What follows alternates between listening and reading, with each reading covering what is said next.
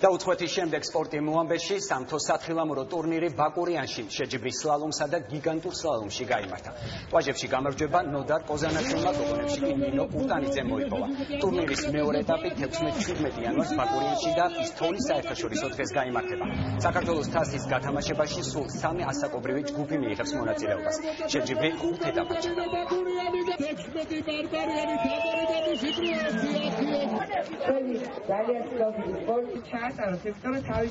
დღეს ჩავატარეთ საქართველოს თასის გათამაშების პირველი ეტაპი.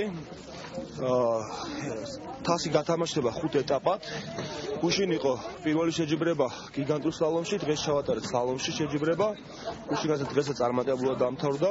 იმედია ეს პირველი ადგილი ჩემთვის სუჭილს იქნება და გახარებული იქნებიან ჩემი ოჯახის წევრები და ყველა ბაკურიანას საკუთაურად სულოცავ პირველი მეორე და მესამე ადგილი. ჩვენ ძალიან დიდი იმედი გვაქვს, რომ ჩვენ გვექნება საშუალება, რომ საქართველოს სხვადასხვა კუთხეებიდან, სხვადასხვა კურორტებიდან უფრო მეტი სპორტსმენის მობილიზება მოვახდინოთ, რომ საბოლოო ჯამში ჩვენი ქვეყნის სახელი საზღვრებს გარეთ საერთაშორისო ასპარეზზე უფრო მეტმა სპორტსმენმა შეძლოს, რომ გაიტანოს.